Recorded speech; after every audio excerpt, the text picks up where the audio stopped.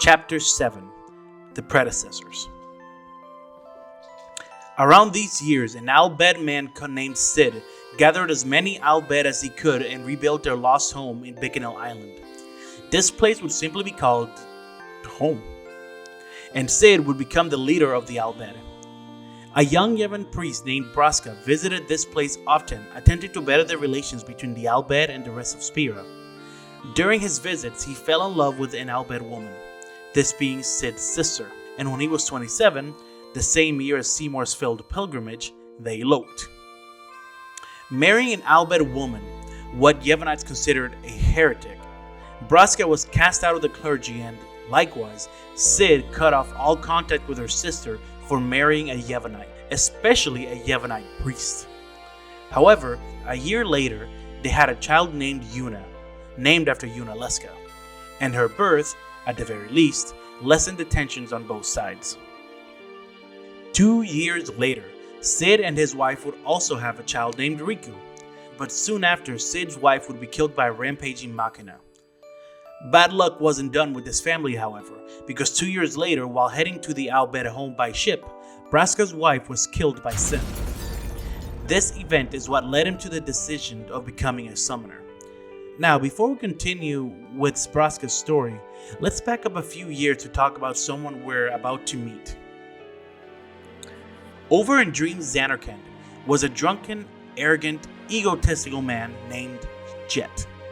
Jecht was a star player of the Zanarkand Apes, the blitzball team of Zanarkand, which makes me wonder what teams they're playing against if Dream Zanarkand is isolated by itself. Anyways, the same year Yuna was born, Jecht had a son called Titus. His wife, by the way, was actually one of his fans, which meant that she absolutely adored him. One may say that she was obsessed with him. Titus grew up to be a pretty I'm sorry. Now that I know the real pronunciation, I can't bring myself to continue saying it wrong. Even though Titus sounds a lot better. His name is actually pronounced Titus. So yeah, Jecht had a son named Titus, who grew up to be a pretty emotional kid who loved playing blitzball and wanted to be as good as his dad. However, Jecht often called him a crybaby and constantly berated Titus and told him that he would never be as good a blitzball player as him. By the way, warning, just warning you guys right now, I am 100% probably going to screw up and not notice it and call him Titus because that's what I've called him for most of my life. I just recently found out it was Titus. Anyways, despite this, Jecht actually had a good heart, but he was kind of emotionally stupid. He didn't know how to express himself.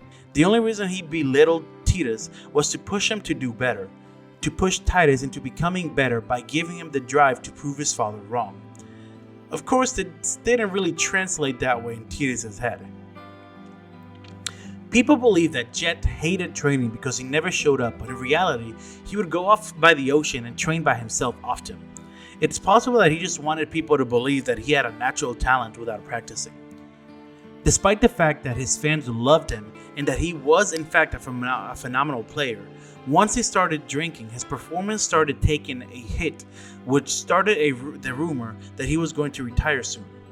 His son, Titus, confronted him about this, but Jecht simply said, I can quit drinking whenever I want. Then do it now. What did you say? You just said you can. Tomorrow, maybe. Why not today? Why do today what you can leave for tomorrow? Something to note. The people of the original Zanarkand had a song that they sung in defiance of Bevel. It's sung in an unknown language, but after doing some dumb amount of deciphering, it can be translated to Faith, Dream, You Yevon, Pray. Please grant prosperity without end. After the Machina War, Bevel took this song and turned it into scripture, claiming that it was a holy song sung to Yevon that soothed the soul of the dead. I say all this because on his time off, Jecht would sometimes hum this song as it soothed him. I say this because it will become relevant later. Way later. One day, Jecht, while doing one of his solo training sessions by the ocean, came into contact with Sin, for some reason, and was transported to Spira. He was soon arrested thanks to his erratic behavior, as people thought he was a drunken madman. But to be fair, he probably was drunk. Alright, now we can get back to Braska. For his pilgrimage, Braska recruited the help of a warrior monk who fell out of favor with the Maesters of Yevon for refusing the hand of a priest's daughter. This warrior monk was called Auron, and he would become Braska's first guardian. But Braska wanted a second guardian, and he knew just the man. A man he has heard rumors about. A man who was talking nonsense about being from a land called Zanarkand, which is crazy, right? Because Zanarkand was destroyed close to 1,000 years ago. Because of this, Braska was interested. So, if their journey would take them to Zanarkand, then he decided to seek out this man. Braska went to Bevel's prison and met with Jecht, who was locked up. There, he asked Jecht for help on a journey he was about to take on, warning him that it would be a dangerous one, but telling him that it would lead them to Zanarkand. Jecht accepted his offer quick, since it was better than being locked up, of course. Auron, however, was not excited about this idea. But I must protest. This drunkard, a guardian? Hey! You want to step in here and say that? However, Braska asks him why it even matters, since nobody actually believes they'll actually be successful, as he's just a fallen summoner wed to an Al Bhed. A fallen summoner, a man from Zanarkand, and a warrior monk doomed to obscurity for refusing the hand of the priest's daughter. What delightful irony it would be if we defeated Sin. Once they free Jecht, Braska informs Jecht that his life is in his hands until they reach Zanarkand, essentially telling him that it is his job to keep him alive until then. The scene ends after Jecht asks Braska what a summoner even is, showing just how different from the real Zanarkand Dream Zanarkand ended up becoming, because they had summoners in the real Zanarkand. Before leaving, Auron stops to talk to a good friend of his, Keenock, who was promoted to second in command, a position that he took reluctantly, as he knew it was a position that was meant for Auron, believing that Auron was always better than him. Of course, the reason Auron didn't get this promotion was because of his fall from grace with the Maesters. Before leaving, Keenock asks him to tell him all about Zanarkand when he comes back. Yeah, by the way, the ruins of Zanarkand have at this point become a holy site that nobody but summoners ever travel to, so most people have never even seen it in person. It probably doesn't help that it's crawling with fiends. Later, we see the group leaving Bevel in the dead of night while Jecht records with a sphere, something that annoyed Auron, as he says, This is no pleasure cruise. Jecht, seeming disappointed at the quietness, asks Braska where all the people cheering for them are, as this is supposed to be a grand occasion, but Braska tells him that this is better, as a big crowd would mean a lot of goodbyes, and that tends to make people think twice about leaving. Braska wanted to make sure he would not give up on this pilgrimage. Before they leave, Jecht says, Well, it better be a lot more colorful when we come back. A parade for Braska, vanquisher of sin. We should go. Day will break soon.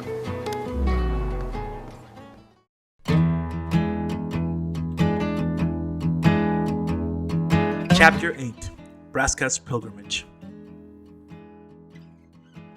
Throughout their journey, we see how Jecht seems almost excited for their journey and keeps trying to record videos and take pictures of the trip, something which irritates Auron, who takes this solemn duty with a much more serious attitude. Meanwhile, Braska just kinda lets them fight it out, finding their petty arguments humorous. Braska, you should take one too.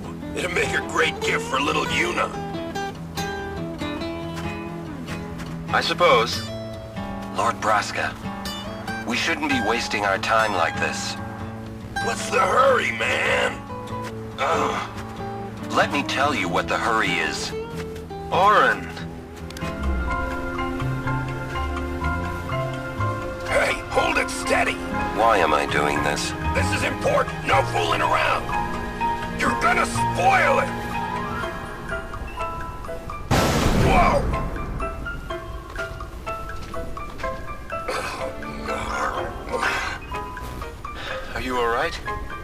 Now there's a scene for posterity. Yeah.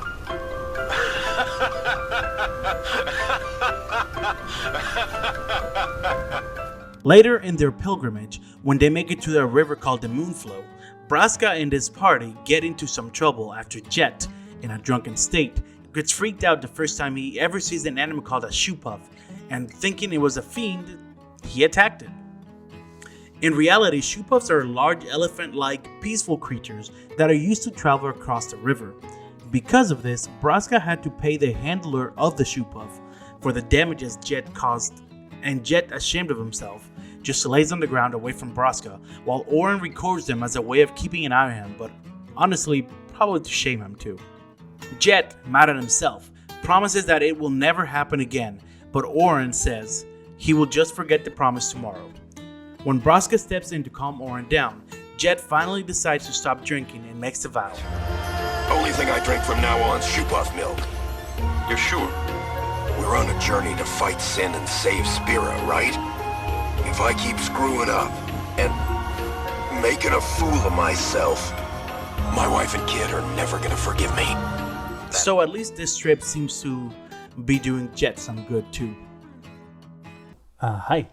If you're wondering why the sound's different, it's because I forgot to record this part and I'm recording with a different microphone now. But later on, the group make it to the Miheim High Road, and there they get news of a fiend that was attacking and eating chocobos. So Jecht decides that they should find it and fight it. Why? It's the right thing to do. Everyone's depending on us. Because it's the right thing to do. A few seconds later, Jecht spots the fiend and they all go to fight it. But the fiend knocks them off of the main road and they end up on the Miheim Old Road. Later on, they make it to the second biggest city in Spira, Luca, second only to Bevel. Luca is where the Blitzball Stadium is, and they stay to catch a game of Blitzball. Jecht makes sure that Auron records the game, and when he asks him why he wanted him to do that, Jecht tells him that it's so he can show his kid Titus when he gets back home. Reminiscing back on his kid, Jecht begins to wonder how he's doing, hoping that he's gotten bigger and put on some muscle. He tries to walk away as he tears up, but Auron follows him and catches him, angering Jecht. Hey, what's the big idea? Stop shooting. Eventually, Braska and the rest make it to a boat that will take them to Besaid Island. Yes, the same island where summoners used to train before Sin. On the way there, Auron and Braska tell Jecht that after this they will make their way to Zanarkand. It seems like Jecht has already been told that Zanarkand is in ruins and has been for 1,000 years, but Auron tries to cheer him up, telling him that it's just a legend and nobody knows for sure, so it could still be Zanarkand. However, it seems that at this point of the pilgrimage, Jecht has already given up hope of returning back to the Zanarkand. But despite his loss in faith, it seems like Jecht is still determined to find his way back, even if the Zanarkand turns out to not be his Zanarkand. Sometime later, they make it to Besaid Island, possibly the smallest settlement they've been to yet. As Jecht walks into the village, Braska stays behind and asks Auron to bring his daughter, Yuna, to this island after they defeat Sin, as he wants her to grow up in a place far away from this conflict, and Bevel is quite the opposite of that. After they get the Aeon from Besaid village, they start making their way back the way they came and go north onto Zanarkand. On the way there, they stop at a place called Macalania Woods. There, Jecht leaves a final message to his son Titus in the case that he somehow finds it. Hey, if you're sitting there watching this, it means you're stuck in Spira like me. You might not know when you'll get back home, but you better not be crying. Although I guess I'd understand. But you know what? There's a time when you have to stop crying and move on. You'll be fine. Remember, you're my son. And, well, never mind, I'm no good at these things. Jecht then tells him to be good and says goodbye to his son. It seems at this point Jecht has accepted that he's stuck in Spira and he's given up any hope of getting back home. From now on, Jecht is completely dedicated to the fight against Sin. The group then continue their way north, past the Calmlands. a place infamous for being the place where most summoners give up their pilgrimage, and then onto Mount Gagazet, the home of the Ronso. There, similar to Jecht, Braska records a message to his daughter Yuna. Hello, Yuna. I hope you are well. I wonder how old you are. You must be very beautiful. I wish I could. Braska tells Yuna that Jecht and Auron send their regards. Apparently, Jecht spent some time with Braska and his family before they departed Bevel, which makes sense considering it seemed that he had a grasp on Spira before they left. He tells Yuna to make sure she chose her own path and to always strive to fulfill that path. Whatever it may be, she will always have his full support. Yuna, I will always be with you.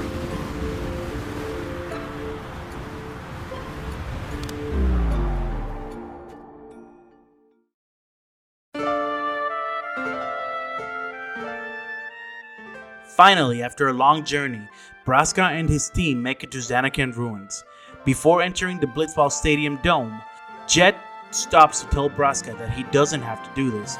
I guess he's grown to care for Braska enough. Despite thanking him for his concern, Braska is determined to continue. Auron, however, has some more words for him. He insists that he not go through with this, since even though he always knew what this pilgrimage meant, now that they're so close, he realizes that he doesn't want to see him die. Grateful for his concern, Braska says, Auron, I am honored that you care for me so, but I have come to kill grief itself. I will defeat sin and lift the veil of sorrow covering Spira. Please understand, Auron. It's probably not a mystery now, but the summoners dying when sin takes over the final Aeon, it isn't an accident. It's part of the pattern, and it will always happen. And the people of Spira, including the summoners, know that it will happen. That's why becoming a summoner is such a big choice. You're choosing to either die by sin or die defeating sin. Either way, unless you quit halfway through, a summoner's job is to die fighting sin. However, people think that this is because the final Aeon itself kills sin. That is because the fact that Yevon possesses the final Aeon is kept a secret in order to keep Spirans hopeful. Once they get to the dome, they meet Yuna Leska and learn the truth about the final summoning. The fact that one of Braska's guardian, Jecht or Auron, will have to be sacrificed for Braska to obtain his final Aeon. Leaving the group to make their decision, Auron tells Braska that it's not too late to turn back now, but Braska is adamant about continuing, as if he doesn't kill Sin, someone else will have to, and they will have to go through this same predicament. Auron insists that there must be some other way to defeat Sin, but Jecht, ever the pragmatist, tells Auron that this is the only way they have now, and with that, he volunteers to be Braska's faith. Jecht says that his dream, despite how bad he was at showing it, has always been to train Titus to be a great blitzball player so he could, as he says, show him the view from the top. But now, understanding the truth of his situation, he understands that there is no way home for him, and thus he will never achieve his dream. He hopes that in fighting and defeating Sen, maybe his life will still have some meaning. Auron tries to convince him that they could still find a way to his Zanarkand if he stays alive, but Jecht has made up his mind. After Braska thanks Jecht, Jecht reminds Auron that Braska still has to get to and fight Sin, so he will still need to guard him until this fight is over. Auron tries one last time to stop them, telling them that Sin always comes back, no matter how many times he's defeated, so it's not worth it, but Braska tells him that there is always the chance that it won't come back this time. Jecht also tries to reassure Auron by telling him that he will find a way to break the cycle, something which surprises both Auron and Braska. He doesn't really have a plan, but he tells them, Trust me, I'll think of something.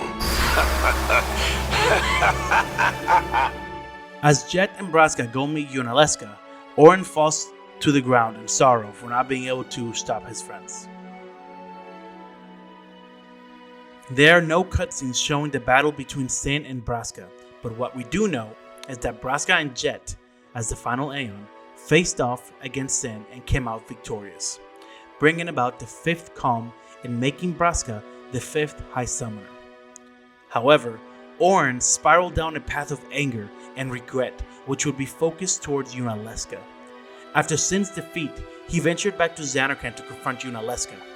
There, she told him the truth about Sin, that the idea of atoning for their sins was a lie given to the people of Spira because hope is comforting. Auron, unable to accept this, ran up to her yelling, Where is the sense in all this? Braska believed in Yevon's teachings and died for them. Jecht believed in Braska and gave his life for him. When Yunalesca tells Auron that they chose to die because they had hope, Auron, furious, attacks her, but she disposes of him easily, blinding him in one eye.